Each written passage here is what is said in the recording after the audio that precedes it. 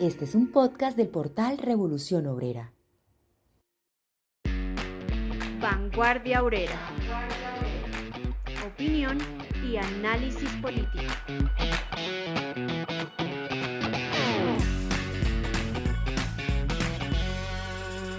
Saludamos nuevamente a nuestra audiencia.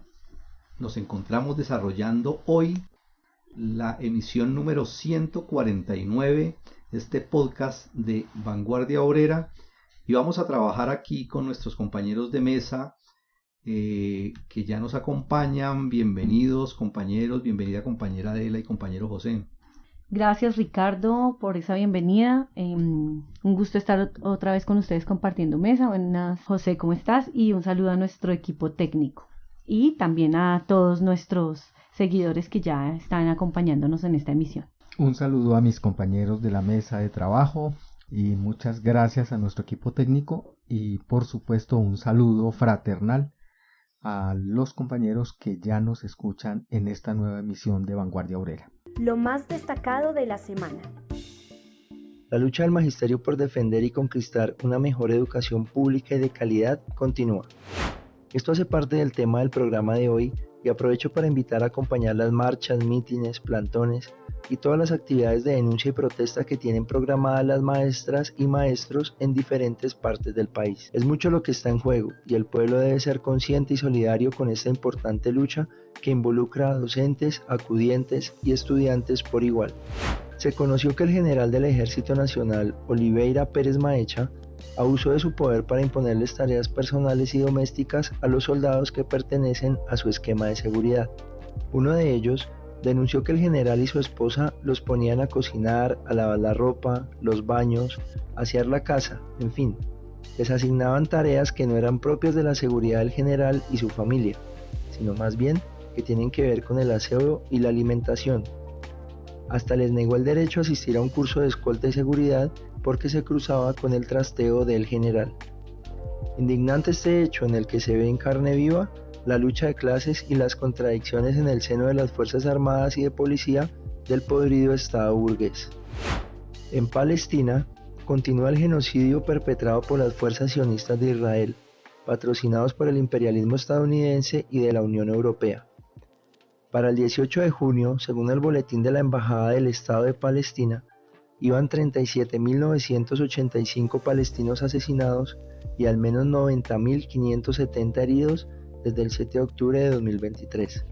De estas aterradoras cifras, casi 26.000 son niños asesinados y por lo menos 85.370 heridos, demostrando una vez más que lo que los sionistas de Israel están cometiendo contra el pueblo palestino no es una guerra, sino un genocidio. Desde Colombia, seguimos apoyando las acciones de protesta y solidaridad contra la masacre que cometen los sionistas en Palestina. Estas fueron las noticias en Vanguardia Obrera. Este es un mundo muy convulsionado, tanto nacional como internacionalmente, y aquí en Vanguardia Obrera lo que hemos buscado es desarrollar unos programas, unos podcasts de opinión donde intercambiemos diversos análisis y eso nos permite a nosotros brindar alguna orientación sobre la base de una línea política que le sirva a los elementos avanzados, a los obreros revolucionarios, a los intelectuales, para que se orienten en el qué hacer, para poder entender bien cuál es nuestro papel en este desarrollo pues, de esta lucha permanente de la clase obrera, del movimiento revolucionario, y entender bien pues también cómo se desarrollan pues todos esos acontecimientos. Para la emisión de hoy vamos a partir de una declaración a propósito pues de esa discusión y de esos enfoques que se le han dado a las políticas del gobierno, en algunos momentos pues sintiéndose derrotados, en otros momentos pareciera como que pretenden pues mostrar la idea de que les está yendo muy bien en su programa de gobierno y en la aplicación o en el trámite pues particularmente de lo de las reformas. Y nos llamó la atención una declaración que dio el pasado 14 de junio el ministro del Interior, el señor Luis Fernando Velasco, posteriormente a la aprobación de la reforma pensional. La idea pues que él manifestó la dijo de la siguiente manera: el país hoy tiene la reforma más importante de las últimas décadas en materia social. Una ley que permite que mucha gente que no tenía posibilidades de pensión hoy lo tenga. Una ley que le sirve a los colombianos, y para concluir con ello que dijo: yo creo que el país puede decir que el Congreso le está cumpliendo.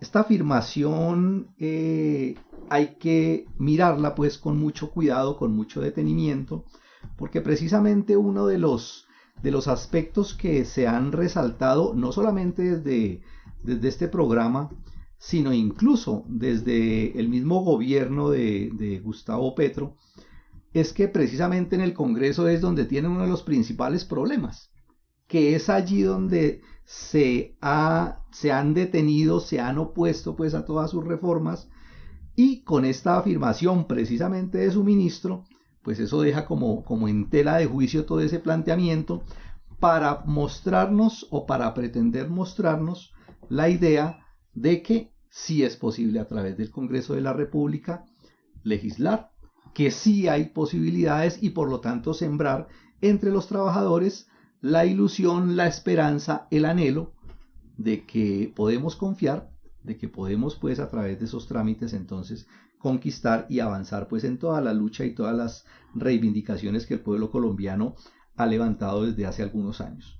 De eso es que vamos a hablar aquí en nuestra mesa de trabajo, y lo vamos a analizar desde distintos aspectos, mirando pues realmente, por ejemplo, qué fue lo que se aprobó realmente en esa reforma y los cambios que se han suscitado en las otras y cómo ha sido todo ese desarrollo pues de esto. Entonces vamos a desarrollar aquí con los compañeros este tema. Invito primero que todo al compañero José para que nos comente pues inicialmente alguna de sus opiniones.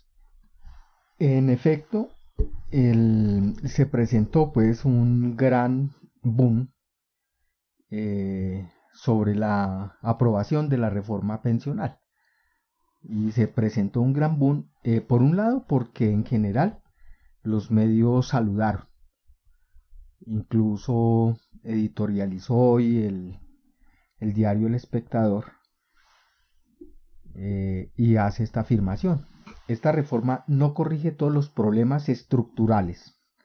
Tanto el gobierno como la oposición lo reconocen. Es decir, la reforma no ha resuelto problemas estructurales y lo reconocen todos. Y agrega: pero después de años de estancamiento le da un respiro al sistema y muestra que en el país sí se pueden llevar a cabo debates serios y complejos. Y eso es motivo de celebración. Así cierra pues el editorial del Espectador. ¿Qué es realmente lo que celebran? Indudablemente anuncian pues que por un lado se mejora y que pasa pues la bonificación de 80.000 pesos mensuales a 223.000 pesos para 2,5 millones de los adultos pues que van a ser, de los adultos mayores que van a ser beneficiarios pues de la reforma. Y eso indudablemente es claro, de 80.000 a 223.000 pesos pues es casi 3 veces pues el monto que estaban recibiendo los viejitos, y esa limosna puede significar muchísimo, pero realmente eso no resuelve el problema. Nadie vive con 223.000 pesos al mes. Lo otro que tiene el asunto y que celebran es que se redujo el umbral y pues se va a fortalecer el fondo público, se va a fortalecer Colpensiones, y que eso pues va a significar o que eso va a garantizar el que obtengan pensión las futuras generaciones, y eso es mentira, porque el problema no es, incluso ni siquiera si hubieran logrado los 4 salarios mínimos, que era el umbral que se había propuesto el gobierno y que le propuso Petro discutir en la Cámara de Representantes, entre otras cosas, otro motivo de escándalo con la aprobación, no lo hicieron y se bajó a 2.3 millones, ni siquiera los 2 salarios mínimos. Y porque el asunto es que la inmensa mayoría de los proletarios, de los asalariados, no ganan más de 2 salarios mínimos.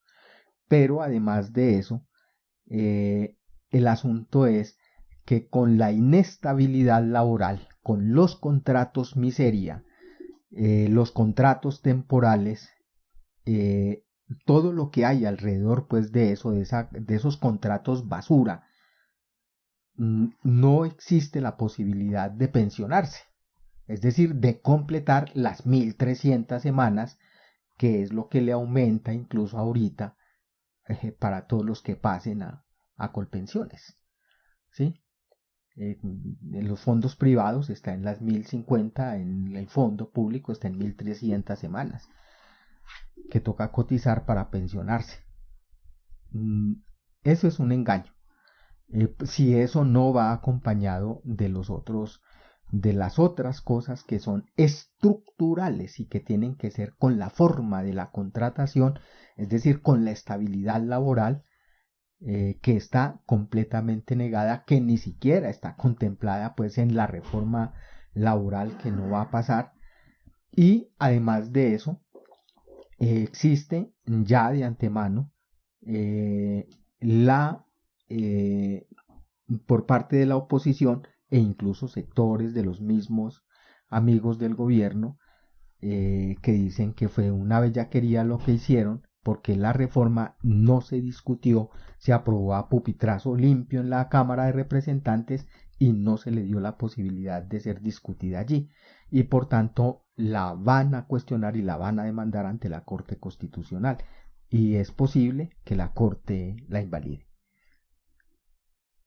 Es decir, están cantando victoria sobre algo que no es cierto en su conjunto, de que es el gran logro y la gran cosa, cuando eso no es verdad.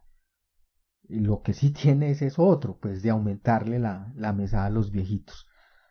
No más, es lo único que hay allí. De resto, no hay tal.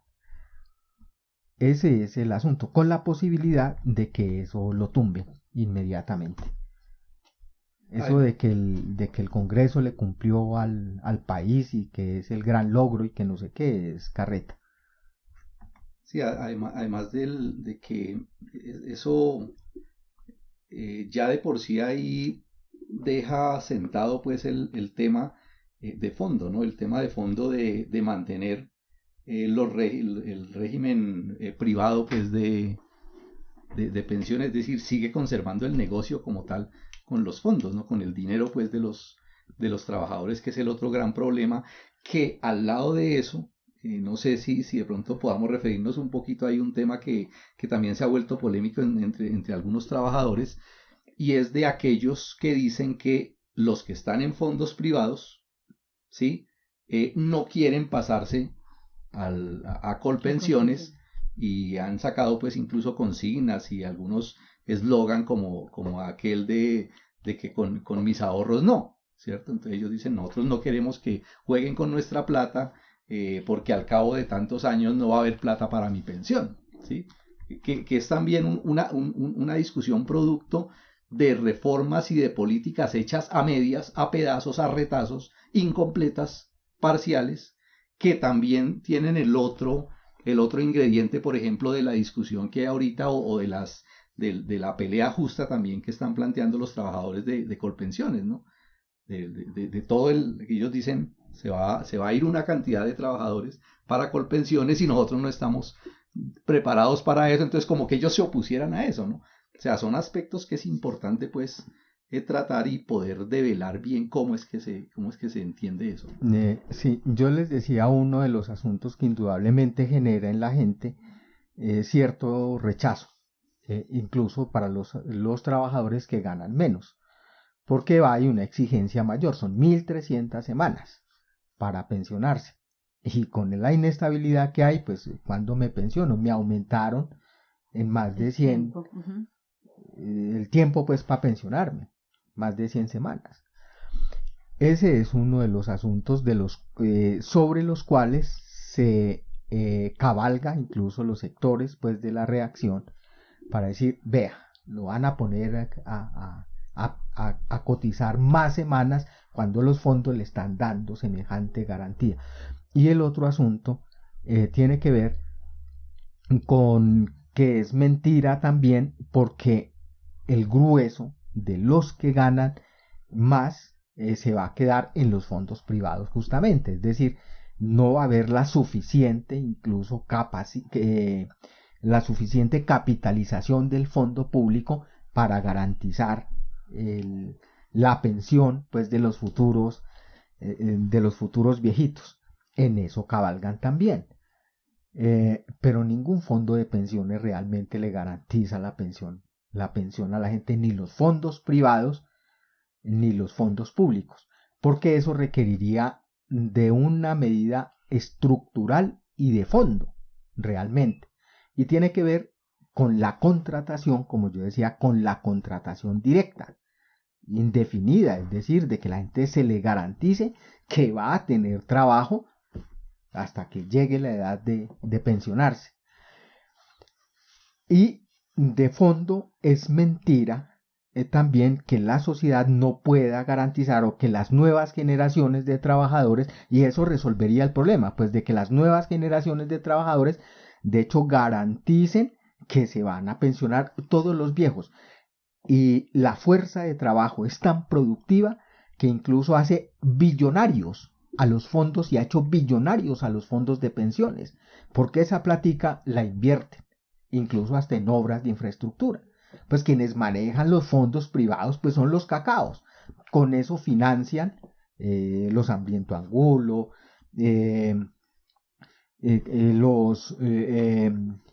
los otros, pues el sindicato antioqueño, financian desde carretera, la construcción de puentes, carreteras, cosas de esas, porque toda esa plática se invierte.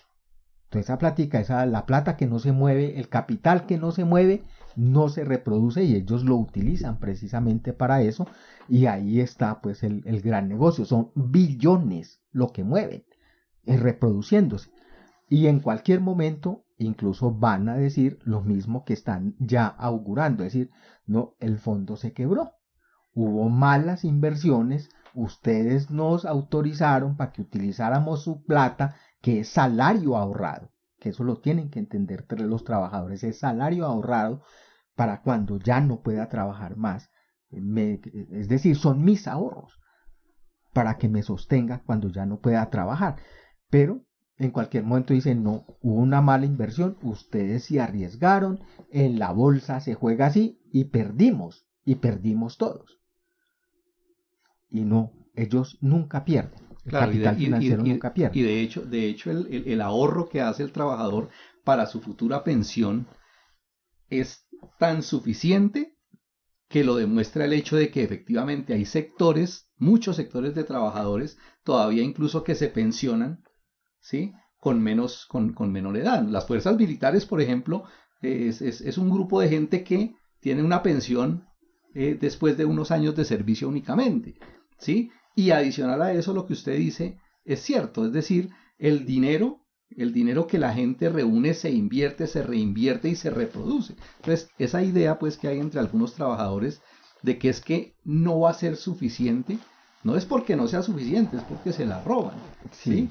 Y con la misma inversión que hay, también el Estado está en capacidades de garantizar incluso un grupo o unas condiciones laborales, un grupo, una fuerza laboral que la puede ampliar para cubrir y para garantizar todo el andamiaje que se necesita para administrar la pensión de todos de todos Sí, los pues de hecho trabajadores. eso era lo que existía cuando existía el seguro social. Exactamente. ¿Sí? No había ningún problema con eso. Exactamente. Veamos otro aspecto que es bien importante también para mirar el tema de esa discusión que tiene un fondo similar, ¿no?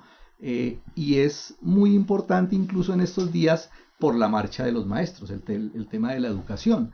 El lunes, precisamente el 17 de junio, ¿sí?, se desarrolla una de las manifestaciones más grandes que han hecho los maestros en los últimos años.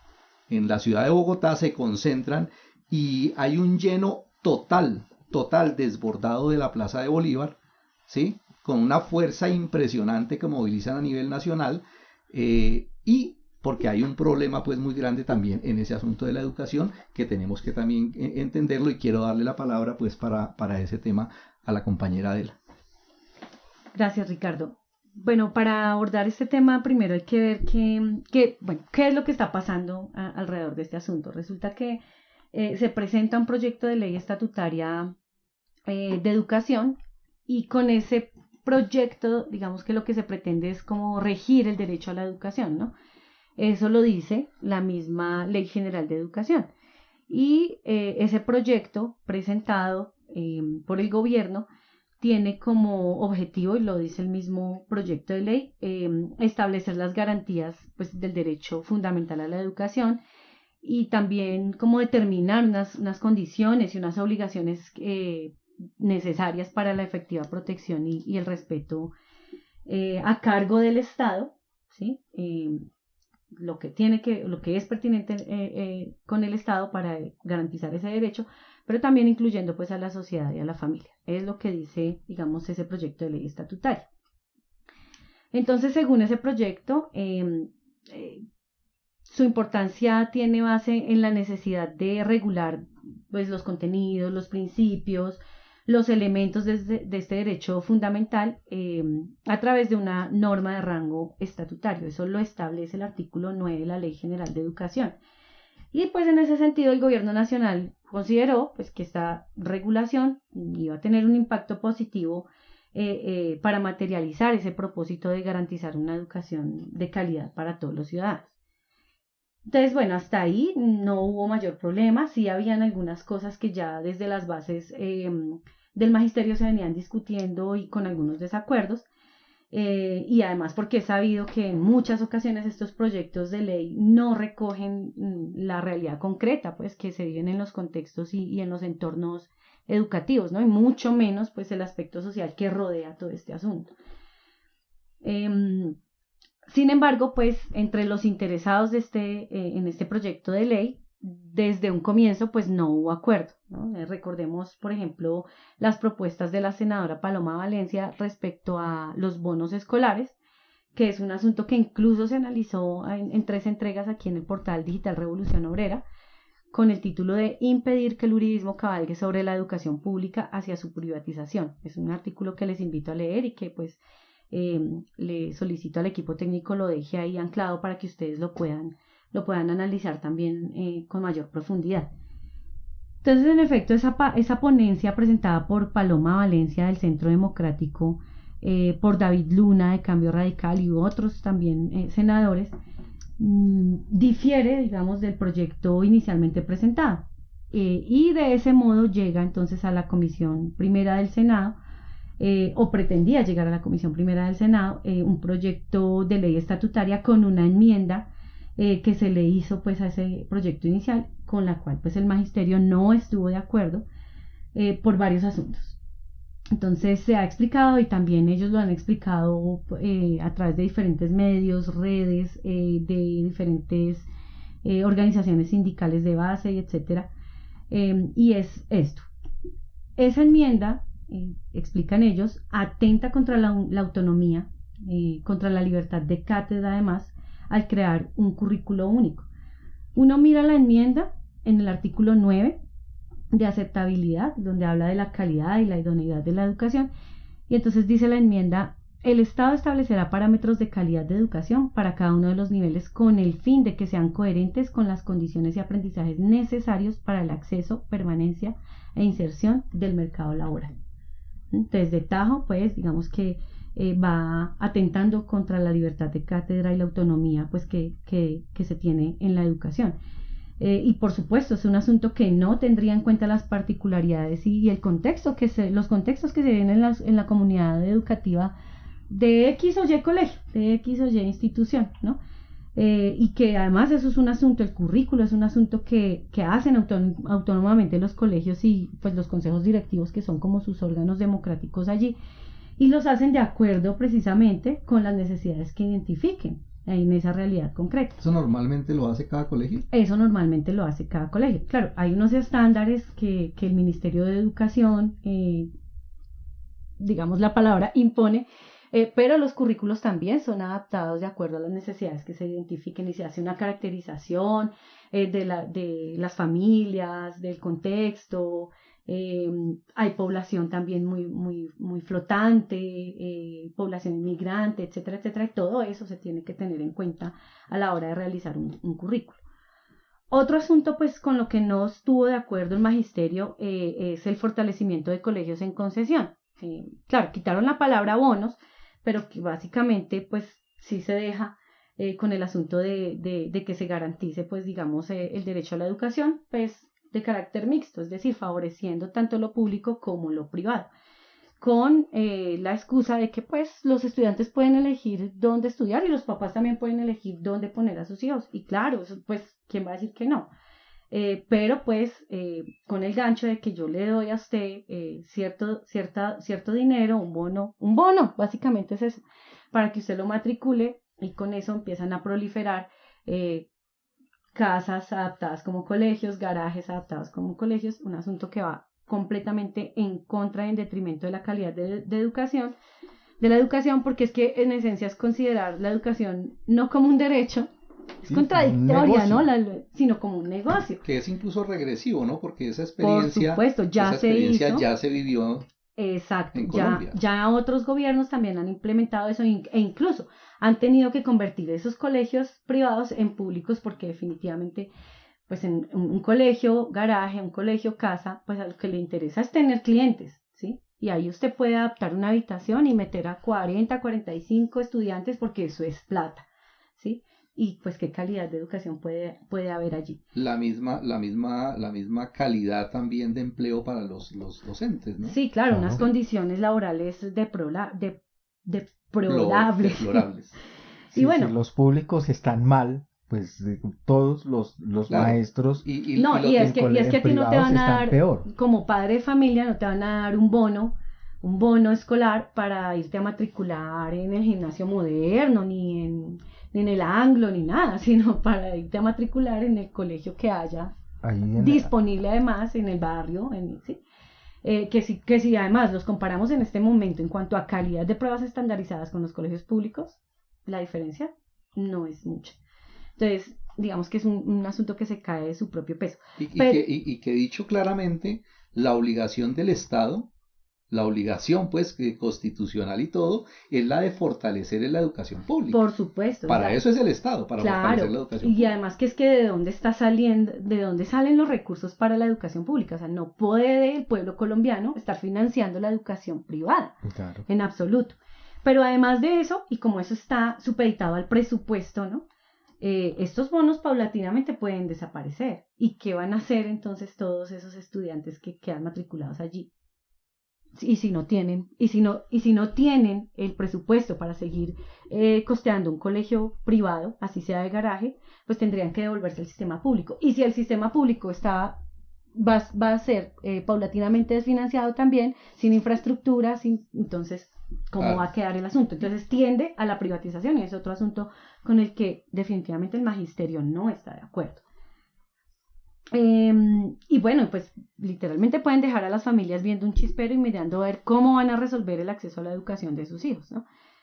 Otro asunto es precisamente eso, la financiación estatal de la educación pública, y que por supuesto, pues si vamos a invertir en bonos escolares, en colegios de concesión, ¿sí? Va a impactar directamente sobre todo a las regiones más apartadas del país, que yo creo que nosotros hemos sido testigos cuáles son las condiciones de educación en las regiones más apartadas del país, cuáles son las travesías que tienen que atravesar los estudiantes los docentes para poder llegar a sus sitios de educación, a sus sitios de trabajo.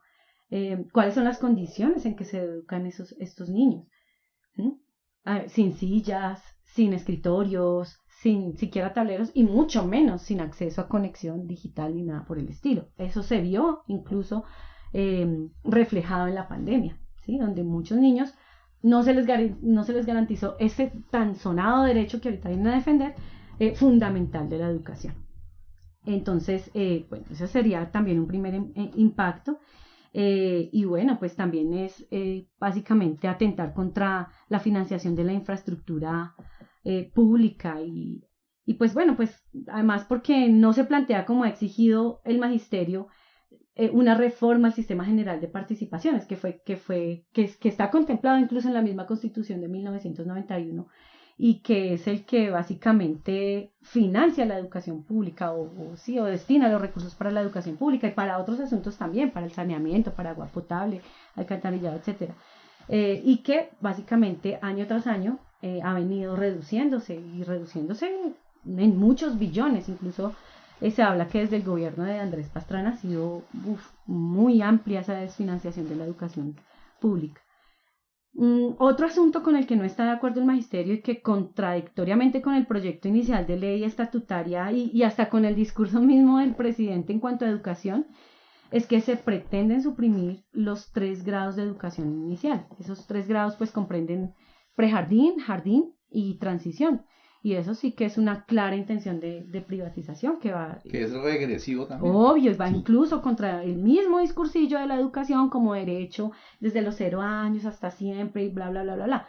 ¿Sí? Y incluso lo que él mismo hizo, lo que hizo el presidente cuando fue alcalde de Bogotá, exacto, que él hasta desmontar todo eso. Es regresivo es por eso, porque es volviendo pues a una historia pasada ya recorrida, ya demostrada como los colegios que fue positiva en este terreno. Y regresivo además, no solo porque la educación inicial es carísima, ¿sí? Sino porque es completamente adversa a la calidad educativa, ¿no? En estos años iniciales el aprendizaje de los niños es esencial, ellos son como esponjas, ¿sí? Entonces, el aprendizaje a través del juego, de los rincones de aprendizaje, del movimiento, es muy esencial y es un prerequisito básico para el inicio de su vida escolar. Entonces, si eso está privado, ¿sí? Pues muchas familias optarán por meterlo al jardín casa, ¿cierto? Donde básicamente pues los llevan a que los cuiden y ya luego matricularlos en primero, pues en la educación pública. Entonces, en primero toca empezar con esos procesos que debieron haber empezado muchos años antes. Entonces retrasa mucho más también ese proceso de aprendizaje. Que eso había sido un avance. Claro que eso había sido un avance. ¿Qué argumento pues puede haber para eso? No, pues, o sea, pues ver la educación como un negocio. Básicamente eso es lo esencial de eso. Que el otro resultante de esa medida también es los maestros, ¿no? Bueno, eso es lo otro, ¿no? Nomás en Bogotá, en este momento hay alrededor de 4.000 maestros en periodo de prueba, dentro de los que se cuentan los maestros de educación inicial. Entonces, bueno, ¿qué va a hacer? ¿Qué va a pasar allí? ¿Una masacre laboral? ¿Otra? ¿Sí? Después de también el concurso docente, entonces, ¿qué va a pasar allí? Eso es un asunto también que atenta contra la estabilidad laboral son de miles de los maestros que van a quedar sin trabajo con esa medida. Exactamente. Y por último, otro de los puntos con los que no está de acuerdo el magisterio colombiano es el asunto de la evaluación-sanción para los docentes, ¿no? Eso, ¿por qué? Porque es que la supedita a los resultados de pruebas estandarizadas. Y pues esas pruebas estandarizadas para nada dan cuenta del proceso de aprendizaje de los estudiantes colombianos. Es que de hecho ni siquiera en cuanto a la educación rural y urbana usted puede comparar los resultados de esas pruebas estandarizadas. Son contextos completamente distintos. Entonces, pretender estandarizar el pensamiento de los estudiantes pues es un despropósito por ahí nomás. Pero además pretender evaluar a los maestros de acuerdo con los resultados que obtengan los estudiantes, ¿sí? Cuando se reciben estudiantes con casos de desnutrición, que sufren violencia intrafamiliar, que han sufrido violencias sexuales, ¿sí? Que están completamente desmotivados para el aprendizaje, pues es un asunto que de verdad se cae también de su propio peso. Pero además este asunto es también muy importante porque eso es la cortina de humo que pusieron cuando los maestros empezaron a movilizarse, que esos maestros no les gusta que los evalúen, porque así de malos serán. Pero no, lo que hay detrás de eso es, en esencia, una intención clara de privatizar la educación pública, y con eso no está de acuerdo el magisterio colombiano. Además porque ese asunto del concurso y de las pruebas y de calificar a los maestros tiene otro veneno que creo yo es uno de los más importantes ahí, y es la justificación para no resolver el problema del desempleo en los maestros. Sí, es decir, claro. Si usted no pasa el concurso, no tiene empleo. No, eso ¿Sí? tiene muchas justificaciones además, porque bueno, o sea, los maestros, ¿cómo se van a poner a la evaluación si de hecho el nuevo estatuto, ¿sí? Todos los docentes de planta del nuevo estatuto tuvieron que ser evaluados para poder estar de planta? Esa fue la primera evaluación. Esa es una primera evaluación, pero además tuvieron que pasar un periodo de prueba, ¿cierto? Con una evaluación, segunda evaluación.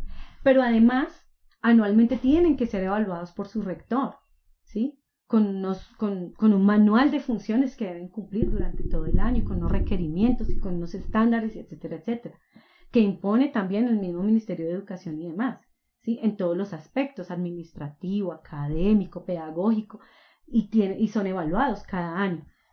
Pero además, que es otro asunto ahí que esconden ellos, y es que el asunto salarial de los maestros está supeditado también a otra evaluación. Entonces, para usted poder reacomodarse en el escalafón docente, tiene que concursar. Usted puede tener licenciaturas, posgrados, maestrías, doctorados incluso, y los puede tener debajo del brazo toda la vida si usted no pasa ese concurso. Pero además, el concurso está supeditado al presupuesto y a cuando ellos quieran convocar el concurso. De hecho, desde 2018 no se había convocado un concurso de ascenso para los docentes. Hasta este año, y con un poco de trabas, porque se ha corrido el cronograma un poco de tiempo, ¿sí? Entonces son 6 años en que los maestros no han podido reacomodarse en el escalafón docente y no han podido mejorar sus salarios, ¿sí? Teniendo incluso formación, siendo gente con maestrías, ¿sí?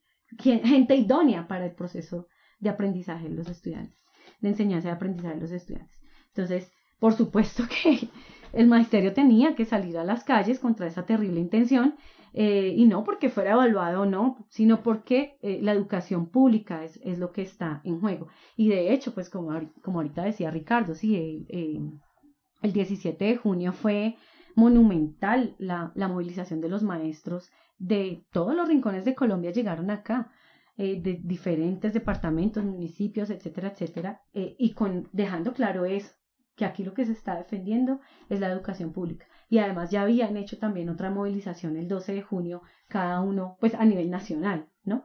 Y eso es un asunto también muy importante, porque de todos modos es el despertar del magisterio de nuevo, ¿sí? Que había confiado pues en un cambio, que puso plata para el cambio, ¿sí? Y que en últimas le están haciendo la doble, ¿sí? Entonces, y bueno, es también un impulso para poder pues meterle mucho más también a elevar el nivel de conciencia del magisterio, el nivel de lucha, de organización, porque pues definitivamente veníamos en un adormecimiento en general el pueblo colombiano, en las masas populares, con esta promesa de cambio, pero al ver que lo que está pasando es todo lo contrario, pues ya como que empieza a despertar.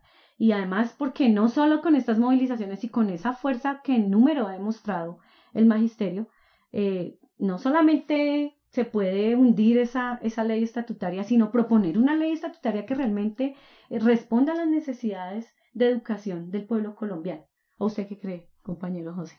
¿Sí podemos hacer eso o no podemos hacer eso? Es que es más, debería unirse la base magisterial a la Asamblea Nacional Popular Independiente que se está convocando, ¿sí o no? Indudablemente que más que hacer una propuesta, porque a la final eso le corresponde pues a esos vagos del gobierno de hacer las leyes, pero el pueblo lo que tiene que es que imponer con su fuerza el que se garantice la educación pública, en que se nacionalice incluso la educación, y así se resuelve ese problemita, y acabar pues con toda esa vagabundería en la que, entre otras cosas, están metidos dirigentes de la misma FECODE, y por eso no habían dicho nada sabiendo que eso estaba ahí. No vayan a decir que ellos eran inocentes y que no sabían. No, los jefes de FECODE sabían del orangután que tenían allá, y solamente después, cuando la gente se da cuenta y la base empieza a apretar y a movilizarse, se ven obligados a convocar el paro. Eso es cierto, y además porque se suponía que el magisterio tenía a favor a la bancada del gobierno, ¿sí? Pero la sorpresa es que ellos llegaron a un acuerdo con esa enmienda, ¿sí? Y agotaron debates en la Cámara y ya pretendían pasarla así a la Comisión Primera del Senado. O sea, había una jugada pues ahí sucia. Claro que sí, y ellos sabían eso. De hecho, si usted ve, Ariel Ávila salió a decir que definitivamente se rompió el acuerdo, porque lo que ellos pretendían era no dejar pasar la ponencia de Paloma Valencia y sus secuaces, y pues para que no pasara esa, se hundió en los debates y entonces se trató de llegar a un acuerdo. Pero si ustedes leen la ponencia de Paloma y leen la enmienda, no, es que hay cosas literales de lo que propone esta señora. Hay cosas literales en la tal enmienda. Entonces, ¿cuál acuerdo? Les dejaron meter ahí un poco de micos, ¿sí? Porque el mismo ministro de Hacienda y la misma ministra de Educación lo dijeron, esa ley no se puede retirar porque gracias a esos acuerdos se garantiza que pasen otras reformas. O sea, pusieron como comodín la educación pública del pueblo colombiano. O sea, la sacrificaron para que les aprobaran hasta dónde otra cosa. Llega esto. Para negociar las otras. Para negociar las otras. Pero gracias a la presión, como dice José, gracias a la presión del magisterio, que incluso en medio de todo el alboroto de salud que aún sigue vigente, ¿sí? Y del que también sabían los dirigentes de FECODE, ¿sí? Incluso en medio de eso, pues se viene a enterar de semejante despropósito. Entonces, bueno, lo cierto es que aquí, todo es incierto aquí. Como les digo, pues los mismos ministros, tanto de Educación y de Hacienda, dijeron, no, esto no se puede retirar. Entonces, ¿qué fue lo que hicieron ellos? Ya con la presión del magisterio dijeron, no, retiramos ese acuerdo, llega a la Comisión Primera de Senado la ley inicial y la ponencia de Paloma Valencia, y eso es lo que se va a discutir allá. Pero resulta que allá, pues es mayoría los que quieren privatización de la educación.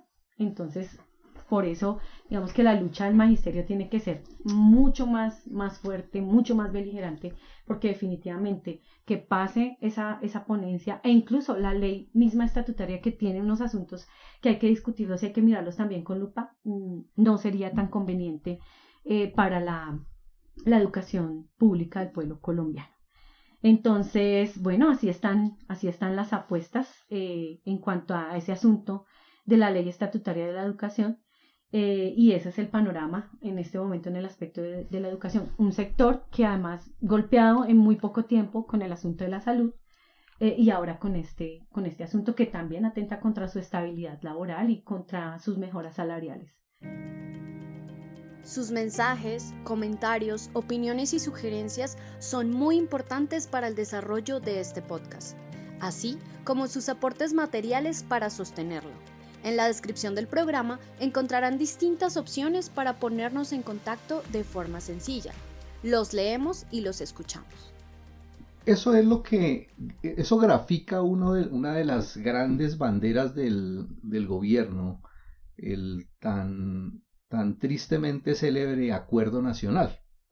Cuando el gobierno de Gustavo Petro llama a que tenemos que hacer un gran acuerdo nacional entre todos para mejorar todas las condiciones sociales, laborales, de paz y todo eso, ahí es donde se grafica ya más en vivo lo que es el tal Acuerdo Nacional. Es decir, el Acuerdo Nacional es que los reformistas sacan sus propuestas, proponen sus proyectos, los ponen a discusión y ceden hasta donde los otros quieren que cedan.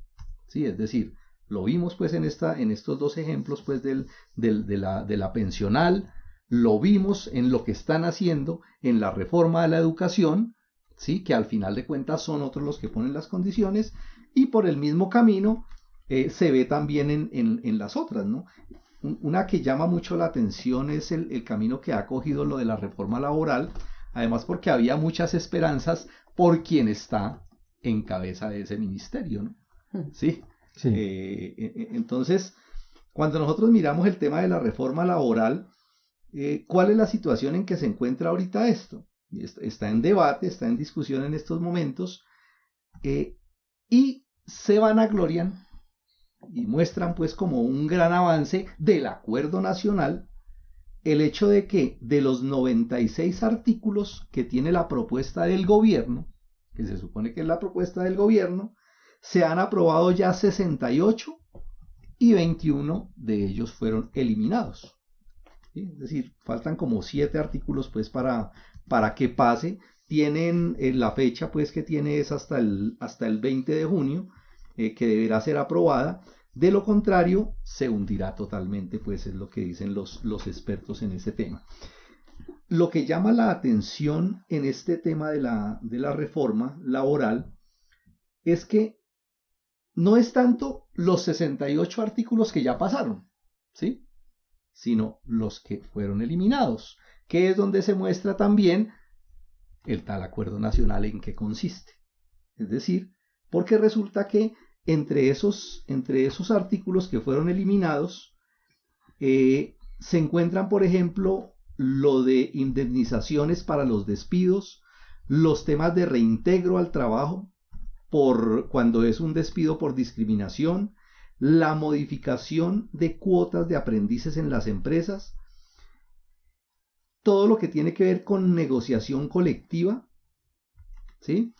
Y todo lo que tiene que ver con el tema sindical, es decir, en esos artículos está condensado derechos colectivos y derechos sindicales, las libertades de asociación sindical y los derechos a huelga. Todos los artículos que tenían que ver con defender, con mejorar, con progresar en todo lo sindical y todo lo de huelga, están ahí concentrados en esos 21 artículos que fueron eliminados. Igualmente lo que tiene que ver con las negociaciones colectivas y con los derechos de los sindicatos al tema de federación, es decir, a la creación, a la vinculación, a la formación de federaciones.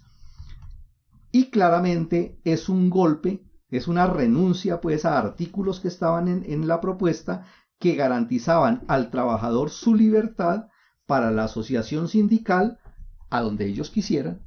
Es decir, le ponen todas las limitaciones a eso, e incluso es tan terrible y tan claro a lo que han renunciado pues de la propuesta inicial, que la propia ministra de Trabajo, la señora Gloria Inés Ramírez, reconoce públicamente que esos artículos que fueron quitados, que fueron cortados de esa propuesta, buscaban, dice ella, ajustar la normatividad en Colombia respecto a los estándares y parámetros internacionales.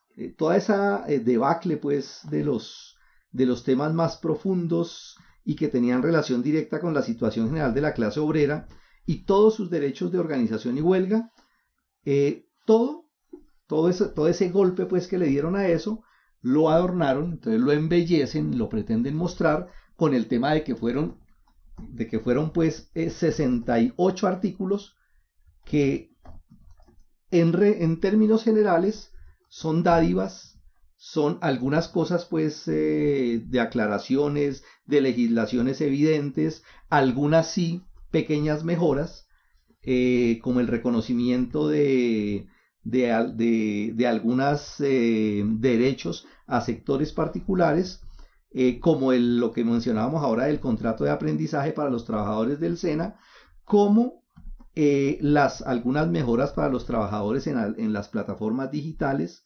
como la legislación pues o el reconocimiento pues nuevamente de la jornada diurna y nocturna de 6 a 7 y de 7 a 6, y así otros temas que si bien uno puede decir que son positivos, realmente todo lo importante y todo lo fundamental y lo decisivo para la lucha de los trabajadores, para las mejores condiciones de los trabajadores, fueron cercenadas de la propuesta. Es decir, Porque uno entiende, incluso uno mira pues la legislación laboral colombiana actual, y ella no es que tenga, no es que sea un desastre, ¿sí? Es decir, tiene una cantidad de normas, de regulaciones, de leyes que están establecidas ahí, pero el problema es cómo se hacen cumplir. Es decir, a dónde acuden, de qué manera pueden los trabajadores garantizar, o sea, pelear por la garantía de sus derechos. Y donde pueden lograrlo realmente los trabajadores es en su capacidad de organización, en su posibilidad misma de organizarse y en las posibilidades que tienen las organizaciones creadas de crecer, de fortalecerse, de movilizarse, de hacer huelga dentro de la ley. Es decir, hay una cantidad de impedimentos legales para que los trabajadores hagan huelga. No, y la misma ministra dijo eso cuando estaban en huelga los trabajadores del Ministerio de Trabajo. Que es lo que están haciendo y aquí precisamente acepta la huelga, pero en los términos de la ley. Entonces, cuando uno mira esa reforma, ¿sí? Esos 21 artículos que le quitaron representan, podría uno decir, el 90% de la calidad que podría tener una reforma, incluso la inicial, pues que ya de por sí era recortada, ¿no? ¿Cierto? Pero esos 21 artículos cortan lo más progresista, lo más decisivo, lo más importante para los trabajadores. Sí, incluso que es la parte política. Sí, claro. Realmente es cercenar la democracia. Es eso, pues, efectivamente, es amarrarle las manos políticamente a la clase obrera para que no luche. Claro, en la ley y en la letra van a quedar una cantidad de cosas consignadas, ¿cierto? Con esos 68 y con la normatividad que ya existe en el Código Sustantivo del Trabajo, eso queda ahí y va a quedar escrito. El problema es que no va a tener armas legales para defenderlas. Así es. ¿Sí? Ese es el fondo realmente que hay en ese tema de la reforma. Entonces, el tal acuerdo nacional es ese. Pidan lo que quieran, pero no se los vamos a dejar pelear, porque va a ser ilegal, porque va a ir contra la ley. ¿Sí? Ese es el fondo de eso. Entonces, así como en las otras, ese es el tal acuerdo nacional y esa es la política y esos son los acuerdos que se están haciendo en el Congreso, y de ahí, claro que es entendible y hay que tomarlo como ejemplo, no solamente pues lo de los trabajadores, pues los compañeros, pues los maestros, sino otros sectores que han empezado a ver la alternativa que hay que buscar, ¿no? Que es lo que podemos ver también en algunos sectores, de la manera como se ha presentado eso, y que quiero darle la palabra, pues que me la está pidiendo el compañero José al respecto. Bueno, es un hecho que los ánimos están caldeados y a diario se presentan manifestaciones y protestas por distintos motivos, y que tienen un fondo común, y es que las reivindicaciones del levantamiento popular no han sido resueltas. Y pues acaban de mencionar pues los asuntos ahí en el magisterio, los trabajadores del propio Ministerio de Trabajo, en estas cosas que me imagino más adelante vamos a hablar de hecho. Pero no son solo los maestros, como decía, o los estudiantes quienes han vuelto a las calles a romper pues la normalidad de los negocios y el comercio, que asusta a los capitalistas, y por eso hoy estaban ladrando desde la alcaldía de Bogotá diciendo que no se podía interrumpir pues el tránsito de Transmilenio, el tránsito pues de los articulados. El hecho sí es que hemos visto campesinos e indígenas dirigidos por el Congreso de los Pueblos se movilizaron en varias regiones bloqueando vías e incluso se tomaron la Nunciatura Apostólica en Bogotá, y básicamente exigían el desmonte del paramilitarismo, cumplimiento de acuerdos incumplidos y solución a los viejos problemas que enfrentan, entre ellos pues los confinamientos, el asesinato de los dirigentes.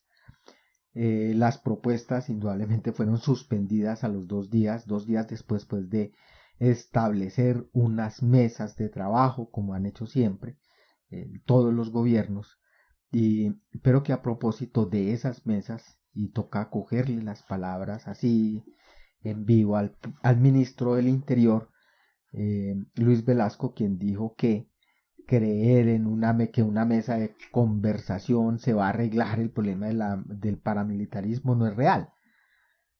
Y el hombre tiene razón. Es cierto. Es un indicativo, pues, de que las mesas no sirven para tacos. Ujú. E incluso que es otra vez de las mesas por promesas incumplidas. Y es un hecho, pues, cierto. Y porque en la situación, en los territorios donde persiste la guerra contra el pueblo, la situación es cada vez más aguda y lo que manifiestan es que ya se hace insoportable y exige ir más allá de las mesas, que no resuelven nada. Incluso entre los asuntos planteados en las exigencias de los compañeros era cómo enfrentar la guerra, y estaba ahí la autoprotección, y a mí me llamó la atención la autoprotección de las comunidades y los dirigentes. Y me parece importante que se ponga el tema públicamente y sobre la mesa, porque a la gente le toca defenderse. Le toca defender a las comunidades y le toca defender a sus dirigentes. Y en alguna medida toca conquistar eso legítimamente. ¿Tienen las comunidades el derecho a defenderse, sí o no? Pero eso no es un problema de conversaciones en mesas, es un problema de hechos, como todo lo que se ha conquistado el pueblo. Y toca hacer la guardia, y toca hacer incluso la milicia popular. Y los dirigentes que no nos cuide la unidad de protección, que no sirve para patacos. Incluso que todos hasta esos sindicalistas, pues, de esa unidad, están en problemas porque ni ellos tienen garantías de nada, ni contratos siquiera. Entonces, lo mismo, eso se reproduce, pues, en todas partes, y las comunidades sí pueden garantizar, pues, la protección de sus dirigentes y de ellas mismas. Ni el ejército ni la policía los protege, al revés. También volvió a hacer noticia los miembros de la comunidad indígena en Vera. Han bloqueado en el centro de Bogotá, no solamente ante la no solución de su problema de desplazamiento, y es bueno recordar que está nuevamente asentada en carpas en el Parque Nacional desde octubre del año pasado. Y es el viejo problema. Y se acuerdan, pues, de que fueron llevados por allá a los extramuros de la ciudad para quitarle lo feo al parque. Después los tuvieron que volver a meter en el parque, pero no ha resuelto eso. Ahora, un gobierno del cambio debería incluso tener un caso chiquito, eso es pequeñito, una comunidad que pueden solucionarle y garantizarle regresar a sus tierras en otras condiciones.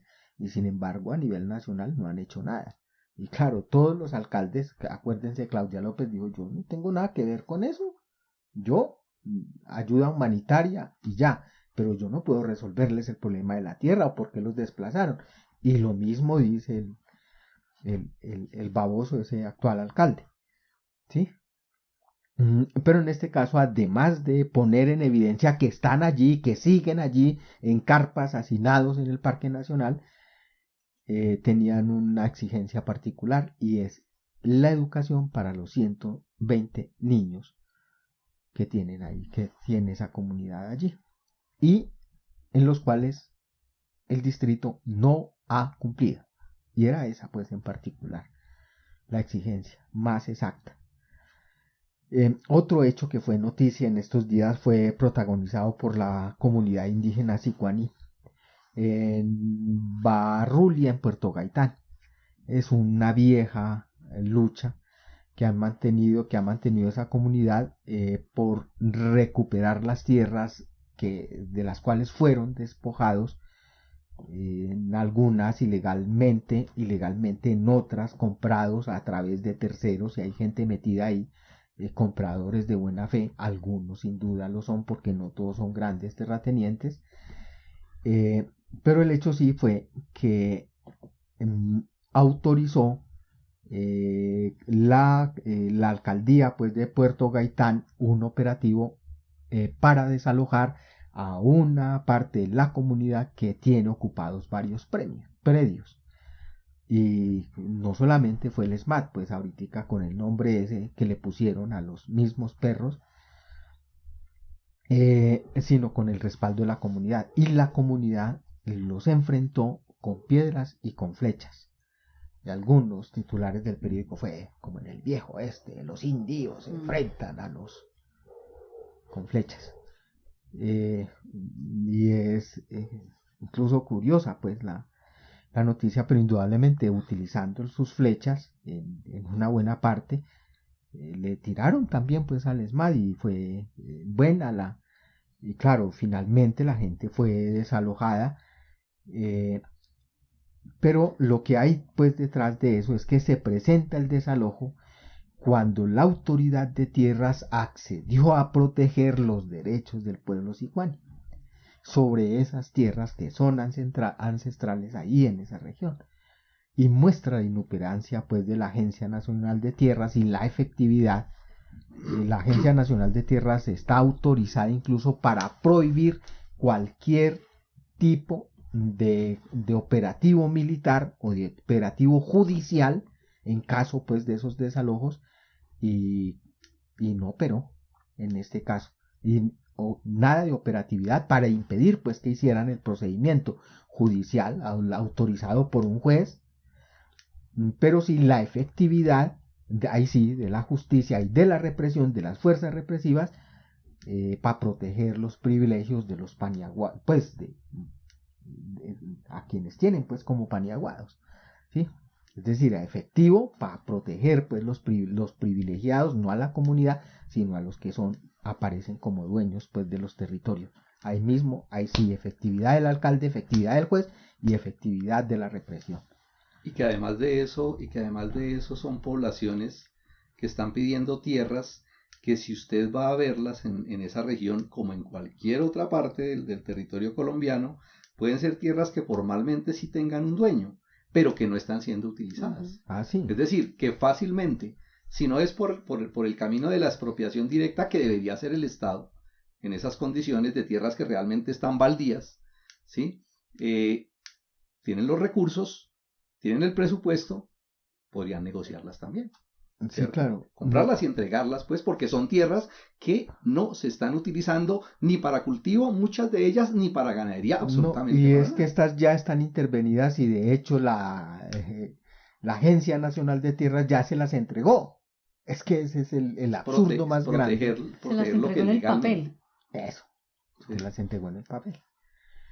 Relacionado también con esos problemas de tierras y de todo ese problema que hay en Colombia alrededor del desarrollo del capitalismo en el campo, no de la semifeudalidad, la Asociación Nacional de Usuarios Campesinos, que había estado oculta durante décadas, otra vez vuelve y salta a la palestra anunciando movilización nacional y paro a partir del 7 de julio. A mí me parece que es muy importante porque nuevamente se vuelve a ver lo que era la Asociación Nacional de Usuarios Campesinos.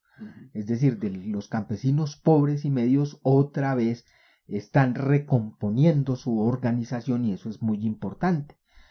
Y la decisión que tomó es en respuesta al incumplimiento por parte del gobierno de los acuerdos que habían alcanzado también en materia de entrega de tierras, primer asunto. Es decir, otra vez, de las tierras de las que fueron despojados, de las poquitas que tienen, de la ruina que ha llegado al campo, producto pues del capitalismo, y la implementación del plan integral de reparación colectiva. A esto se hacen referencia pues que la Corte Constitucional dijo que los campesinos, que la sociedad, que había una deuda social con los campesinos en Colombia. Es decir, 10 millones de desplazados y cantidad similar de tierras despojadas. Y aquí hay una cosa grave, y la Corte Constitucional dijo, y el Estado colombiano tiene una deuda social con los campesinos. Toca reponer, resarcir esa deuda. ¿Cómo es?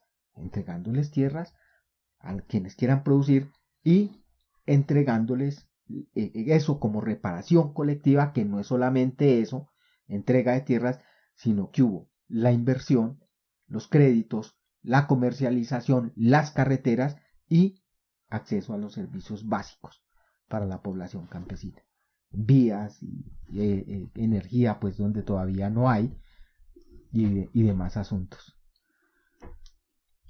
Y otro asunto que está relacionado pues con el problema de los campesinos fundamentalmente, pero no únicamente, tiene que ver por un lado con los dirigentes, no solamente que se siguen presentando desplazamientos y cosas de esas, sino los dirigentes asesinados. Este año la cifra llega ya a 81 entre sindicalistas, afrodescendientes, comunales, cívicos, ambientalistas, defensores de derechos humanos, hasta víctimas del conflicto asesinados, es decir, rematados, y hasta dirigentes juveniles ya se cuentan entre ellos. Es terrible pues el asunto de que no ha cesado, y necesariamente eso implica y ocasiona que frecuentemente se presenten las movilizaciones, el rechazo. En estos días se presentó pues de la comunidad del pueblo Misak, que algunos los identifican como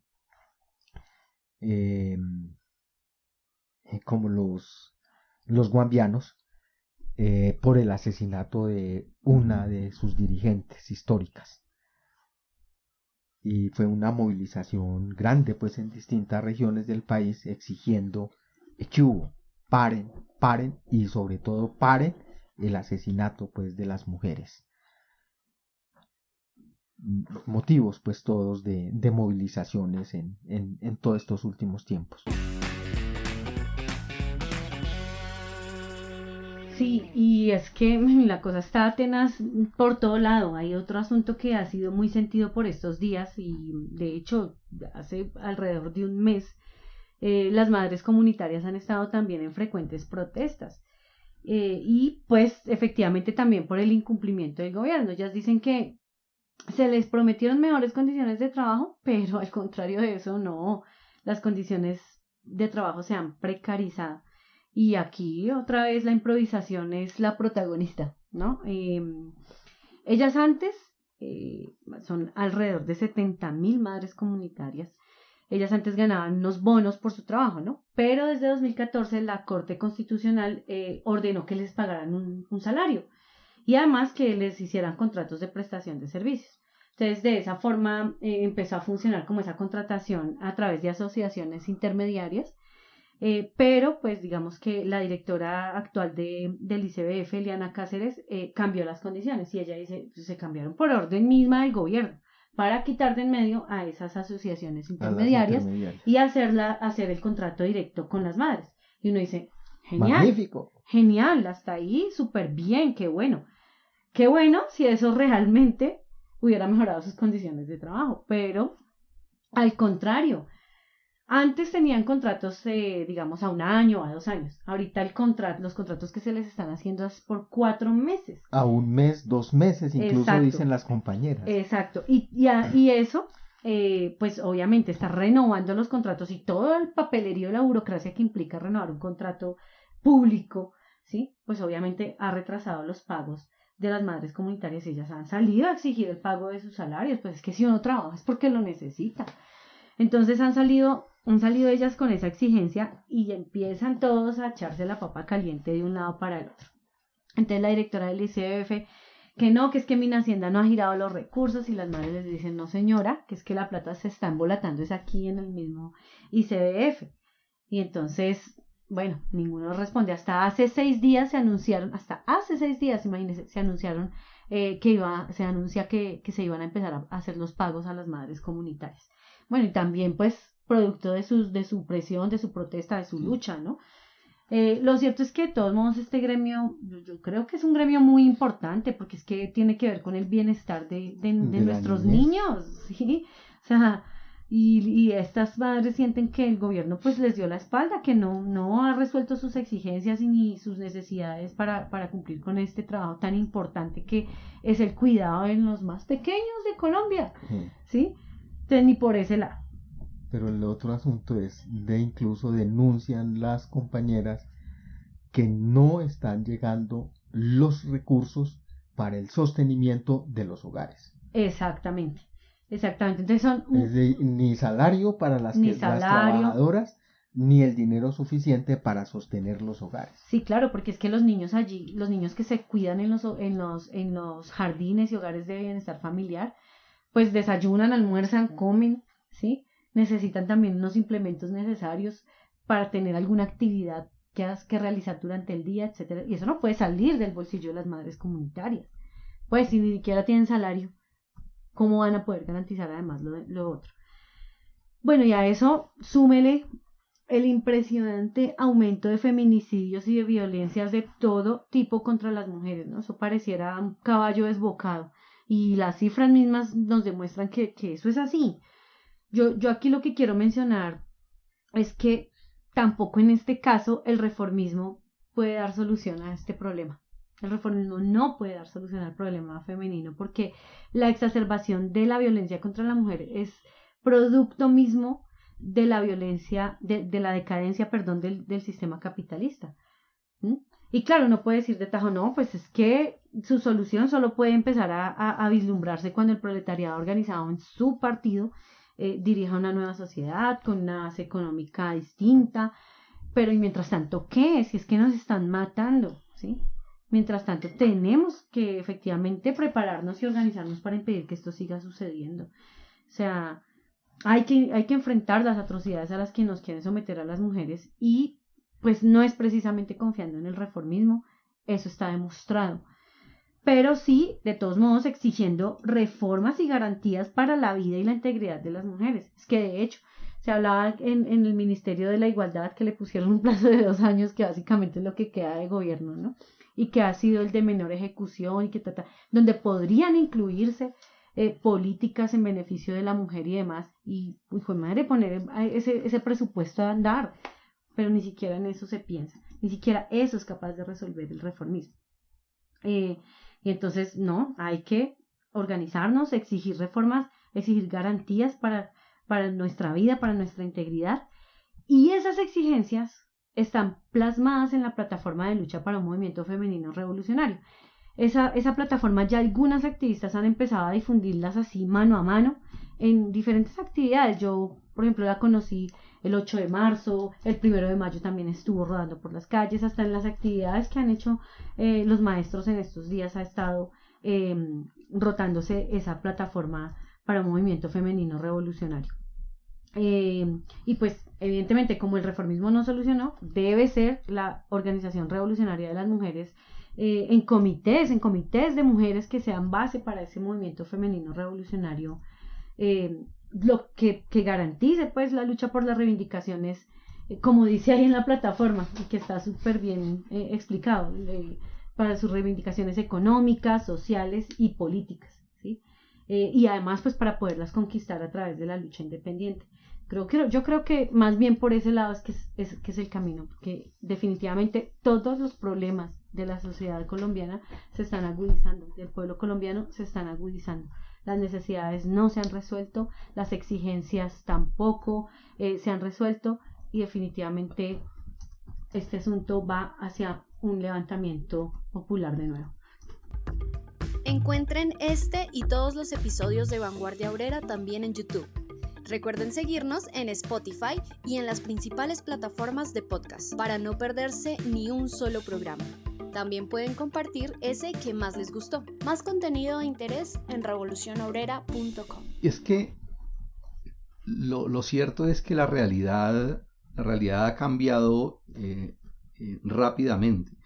Ustedes se acuerdan que hace unos meses, no hace muchos meses, se satanizaba toda intención, todo llamado a la lucha, a la huelga, a la movilización, ¿no? Se decía, eso es irse contra Petro, Se decía, eso es apoyar la derecha, esos son los uribistas, no vamos a huelga, no podemos movilizarnos, no podemos, eso es reciente, es decir, hasta hace poco pues era el aire pues que se respiraba en medio de los trabajadores, de los sectores que apoyaban a Petro, de la gente que quería luchar, pero se frenaba por eso. Decía, no, nosotros no podemos movilizarnos. Eso ha cambiado. La situación ahorita es distinta, ¿sí? La situación ahorita es distinta y una de los hechos más contundentes, representativos de hecho, sin duda, es la marcha de los maestros. Es decir, los maestros que fueron uno de los pilares importantes del gobierno, del apoyo al gobierno, que lo llevaron a la presidencia, han salido a las calles y han dicho, vamos a paro. Y de pronto sea paro indefinido y de pronto se alargue y eso se puede agudizar, ¿sí? Y eso es un aspecto que nosotros tenemos que ver de importante porque al final de cuentas es de eso que nosotros hemos insistido durante tanto tiempo del tema de los dos caminos. Es decir, cómo logran los trabajadores, cómo logra el pueblo, cómo logran las masas la conquista de sus derechos, de sus reivindicaciones, de sus banderas, ¿sí? Por la vía pues parlamentaria, por la vía de la confianza en las instituciones del Estado o en su lucha directa y su movilización. Creo que ese es el aspecto más importante y que tenemos que empujarlo.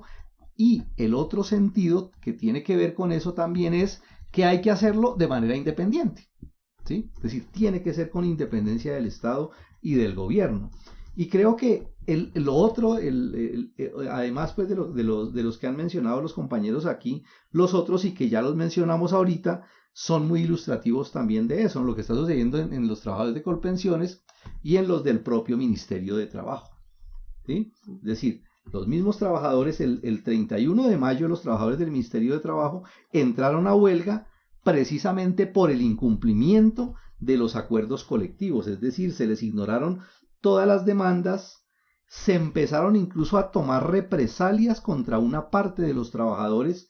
El mismo comité de huelga ha denunciado acciones contra los trabajadores y una de las medidas que tomó en los últimos días es la de acudir a la Organización Internacional del Trabajo para denunciar los ataques que han sido producto precisamente de las políticas que se imponen en el gobierno, porque sabemos que allí se imponen las políticas, no de Petro, sino de los que mandan pues realmente en el Estado, ¿sí? Y eso lo hemos insistido también permanentemente, ¿sí? Esta situación también se ha presentado, y lo decíamos ahora, el paso que dieron los trabajadores de Colpensiones, que están organizados en 5 sindicatos, Sintracol, Colpen, Colpeunidos, Sintrasecfin, el Sindicato de Trabajadores de Colpensiones de nivel central y Asincol.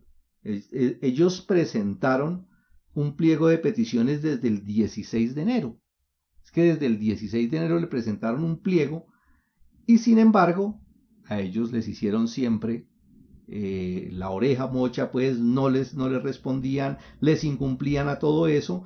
Y el lunes 17 de junio realizaron pues una jornada informativa también porque están decidiendo el paso a la huelga, ¿sí? Es decir, están en una situación ya casi de inminente llamado a la huelga, y es precisamente porque no están siendo escuchados. Incluso desde el día 12 de junio organizaron un campamento, lo llaman el Campamento Dignidad, donde instalaron carpas y tienen propaganda allí en las afueras de las oficinas de la administración, y están haciendo toda una labor pues de difusión, de propaganda, de agitación pues entre todos los trabajadores, pero es precisamente por eso, ¿no?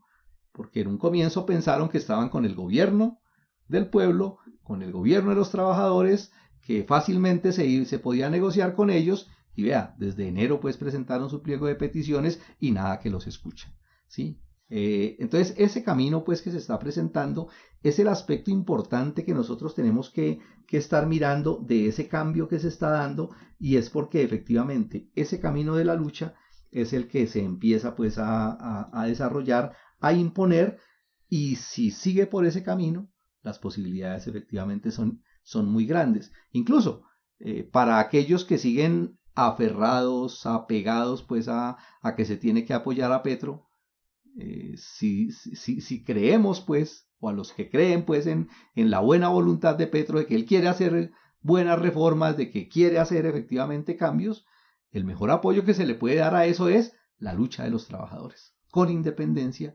que es el camino pues que tienen que seguir. Sí, el asunto es que lo más cruel es que justamente en esas dos instituciones, tanto en el Ministerio de Trabajo como en Colpensiones, los jefes de esas partes es gente que fue sindicalista. Incluso la que está en el Ministerio de Trabajo se supone que es disque comunista, que muestra pues el asunto de que no le queda bien incluso a los trabajadores aspirar a llegar a los puestos de los ministerios y a dirigir las instituciones pues de la burguesía, que a la final van a ejecutar es la dictadura de los capitalistas. Incluso llegan a tener prácticas tan terribles como esa de no darle la cara a los trabajadores. No, si la de Dusan, incluso de comportarse peor que cualquiera de los otros burgueses directores que han sido directores de Colpensiones. Es decir, es que ustedes son mis empleados, ustedes son mis trabajadores, yo soy su patrón. Y un idiota, porque el patrón es el Estado, él es apenas un tonto puesto ahí para administrar una institución de esas. Y un tonto que en cualquier momento, incluso si los trabajadores se movilizan ahorita, rapidito lo hacen echar, si piden la cabeza de él. Porque es eso. Y gentecita que se creen de veras que se les suben pues los humos a la cabeza cuando les dan un puestecito cualquiera y se comportan peor que los enemigos del pueblo. Quisiera pues hacer referencia a lo que estaban diciendo ya los compañeros de la tendencia objetiva del movimiento de masas, y que es muy importante el asunto. Lo primero es que no son las fuerzas del uribismo. Ricardo lo dijo y creo que eso hay que hacer claridad. Y bueno, hay petristas recalcitrantes y fanáticos que no van a admitir. Ellos, para todo lo que se mueva, va contra su presidente y su Dios. Nada que hacer con ellos, no se puede hacer nada. Pero de hecho la gente misma que apoyó la campaña, pues ya lo han dicho los compañeros, en el caso de FECODE, dándole millones para su campaña, ahorita les toca, por presión de la base del magisterio, irse al paro, irse a la huelga, y eso está muy bien, demostrando que no es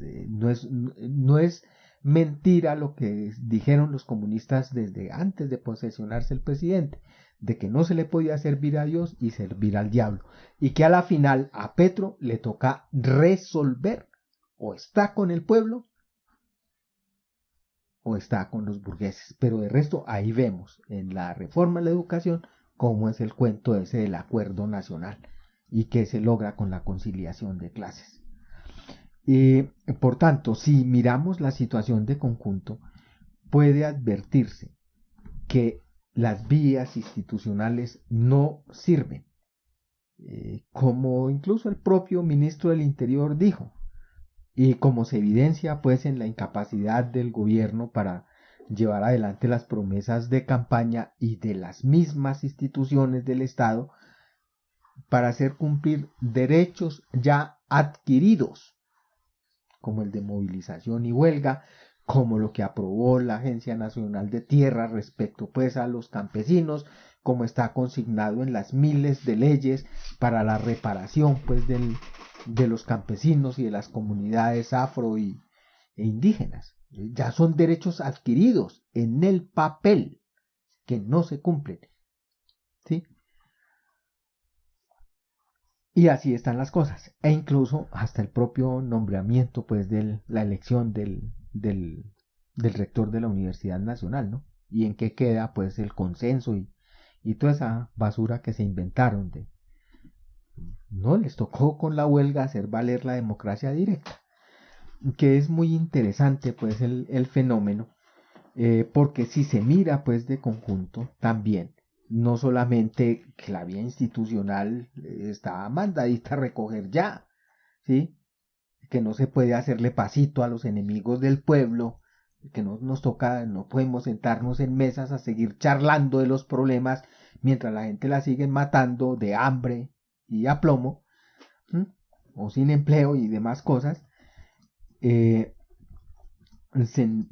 puede decir con toda claridad que todo esto marcha hacia más grandes movilizaciones, protestas, bloqueos, paros, enfrentamientos, que va todo este asunto para presentarse otro nuevo levantamiento. Y por eso decía que a Petro le va a tocar definirse frente a eso.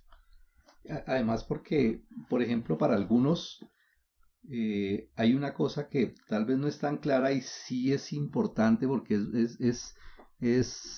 representa mucho, ¿sí? Convocaron hace poquito, ¿sí?, movilización nacional en apoyo al gobierno y se movilizaron por miles. Ahorita la salida de la gente no es en apoyo al gobierno, o sino a las es reformas, a la huelga. Es decir, es distinto salir a hacer una demostración de fuerza para apoyar a Petro a salir a huelga. Son una cualidad completamente distinta. Y son los mismos maestros, pero en otra cosa diferente. Es decir, eso le da una cualidad nueva, especial, distinta, que es lo que nos muestra que efectivamente eso que ya se había advertido se empieza a materializar. La gente sale a huelga, a paro, ¿sí? Y eso es decisivo. Y a bloquear y hacer, claro, pues, con todo lo que representa una huelga. ¿Sí? Y que no solamente es el magisterio, son los demás sectores, entonces toca y porque están obligados.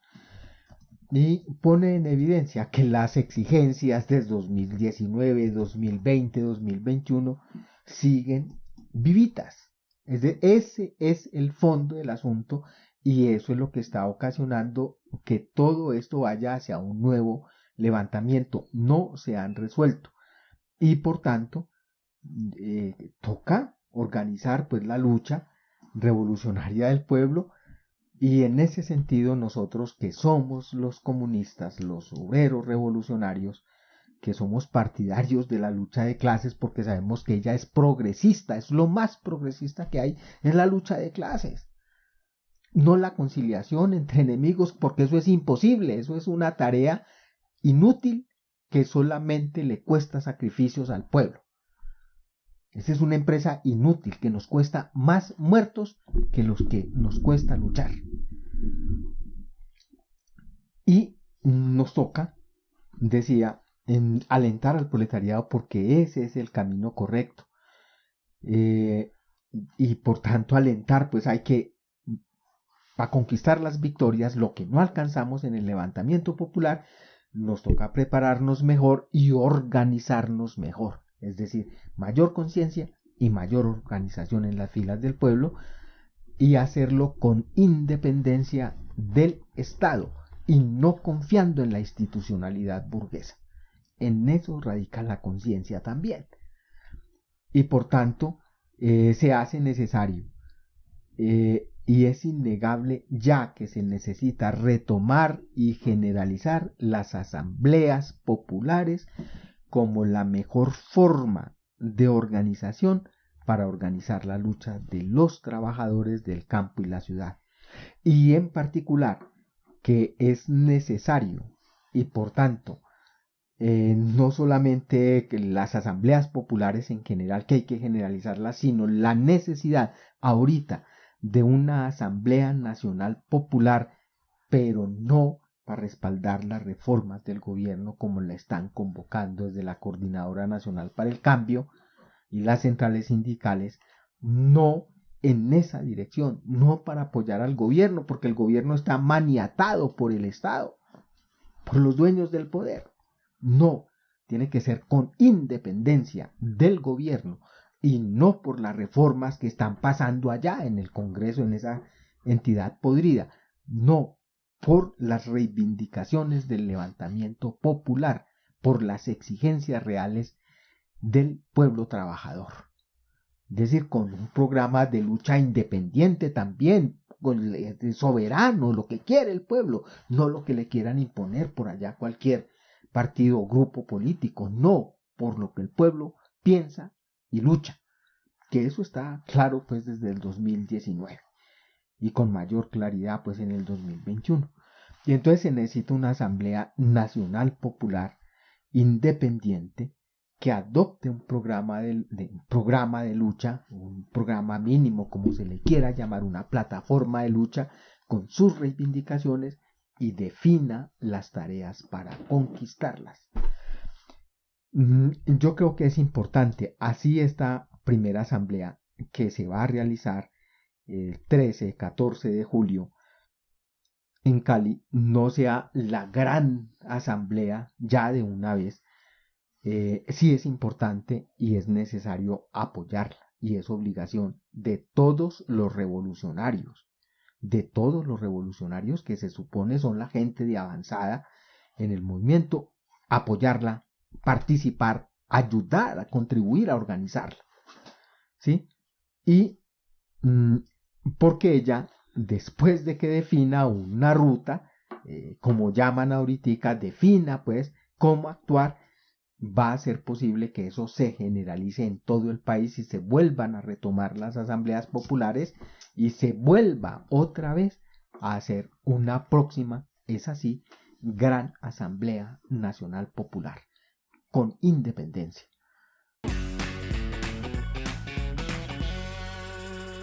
De hecho, es una de las cosas, de los temas que hay que prestarle atención en estos próximos días, precisamente porque sabemos pues que están convocando 2 asambleas para el mes de julio, ¿sí? La que estaba para mayo, que la aplazaron para julio, y la que ya estaba desde antes convocada para el 13 y 14 de julio, que es a la que se refiere José.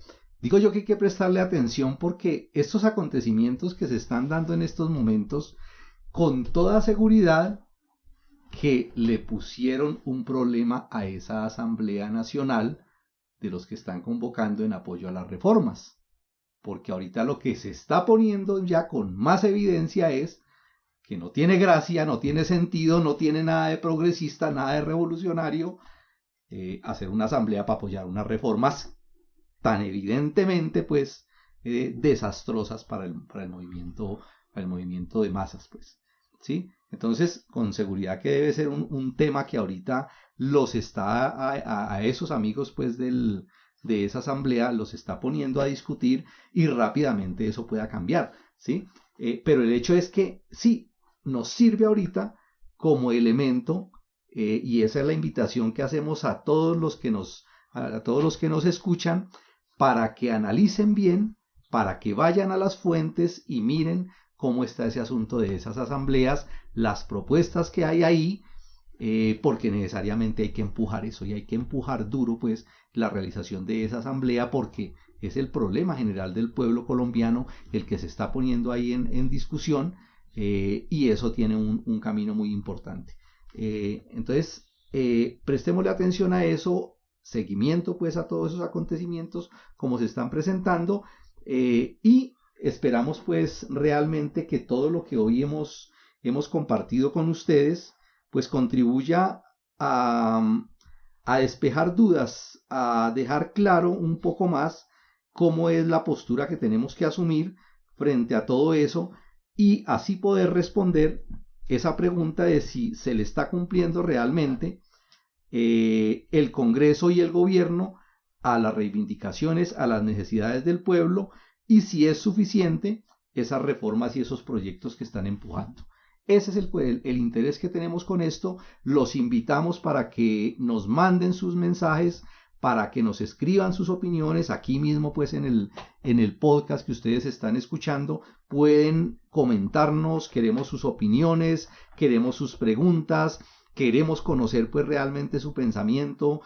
Todo lo que nos quieran comentar ahí será bienvenido, y obviamente pues para que nos ayuden pues a llegar más lejos, para que compartan pues estas transmisiones y para que vayan pues al portal Revolución Obrera también, y a los otros episodios donde hemos tratado otros temas de mucha importancia, de mucho interés y de mucha orientación política, que es lo que queremos transmitir a todos esos obreros, a todos esos intelectuales, a todo ese movimiento revolucionario que está buscando esa luz, esa orientación, esa claridad de el qué hacer.